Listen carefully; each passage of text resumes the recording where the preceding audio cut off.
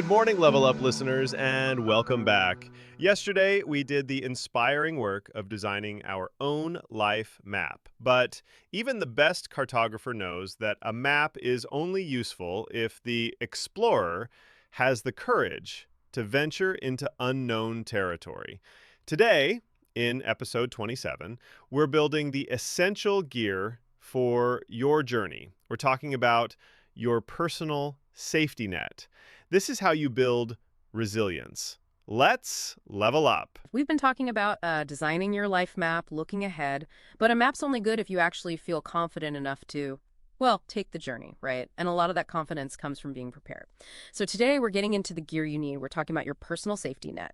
And look, this is way more than just having cash saved up. We're focusing on three really critical pillars, things that give you stability.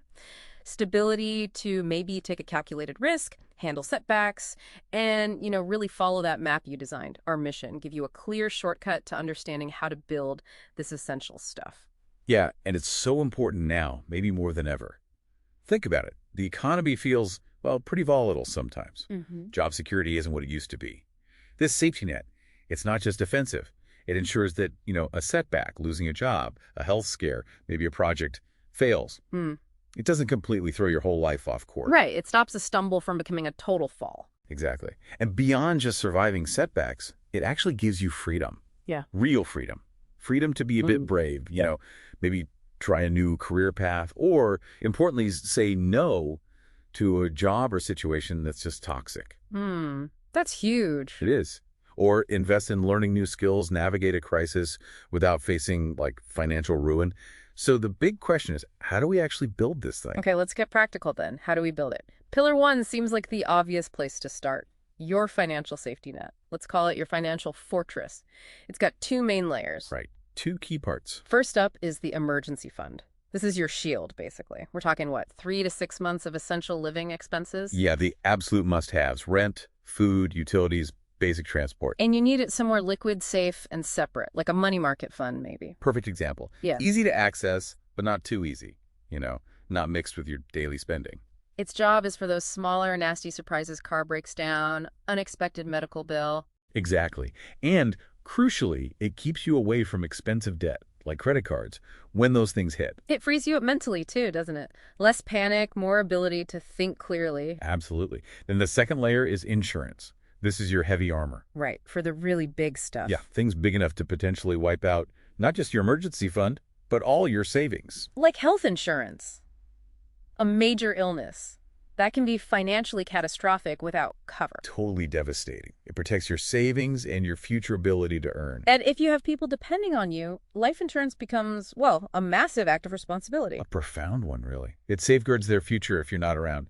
It provides stability when they need it most. Okay, so that's the financial fortress. But money isn't everything, right? Not at all. Which brings us to pillar number 2.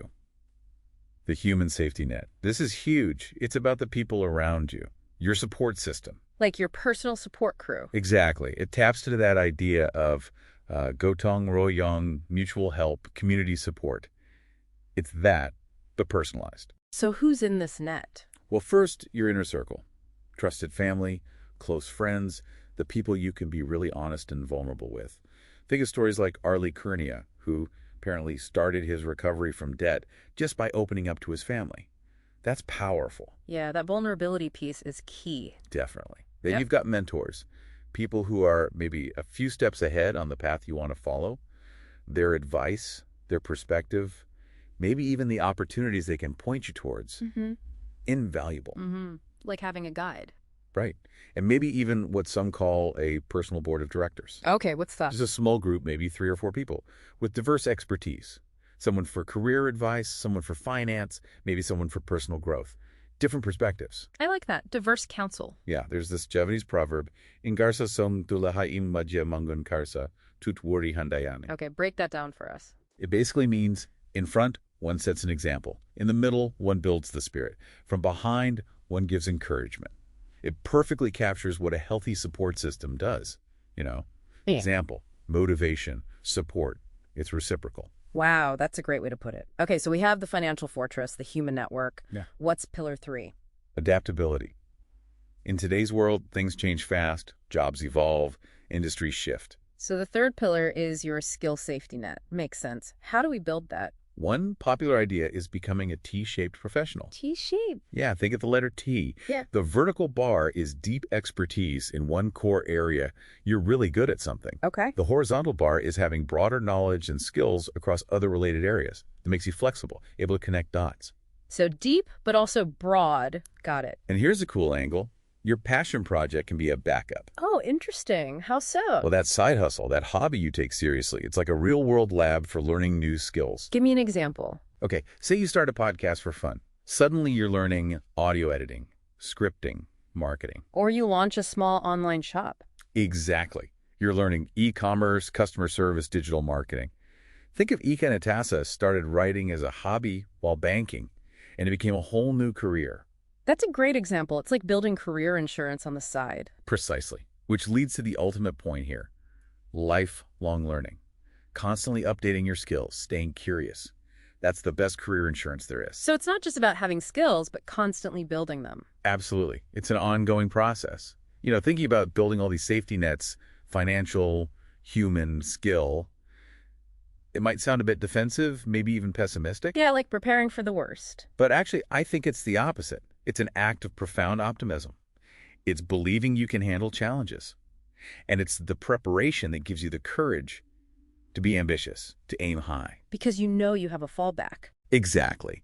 When you have that financial fortress, that human support, those adaptable skills, suddenly that life map you drew looks a lot less scary, doesn't it? It feels more achievable, more like an adventure you're equipped for. Yeah. So pulling it all together for everyone listening, this safety net, it's these three things intertwined. Your finances, your people, and your skills. They all work together. Reinforce each other. Right. And building them is the practical foundation for, well, personal Murnica real freedom, the freedom to actually direct your own story. Couldn't agree more. So here's a final thought, maybe a challenge for you this week. Think about these three pillars. On a scale of, say, 1 to 5, 5 being super strong, how's your financial net right now? How's your human net and your skill net? Just taking a moment to honestly assess where you are, figuring out maybe which link feels the weakest. That's the crucial first step. Identifying that weak link is the starting point for making your whole safety net stronger. Thank you for joining us on Level Up. Tomorrow, we'll talk about the courage it takes to leave the well-trodden, conventional path and forge your own. Until then, build your safety net and keep leveling up.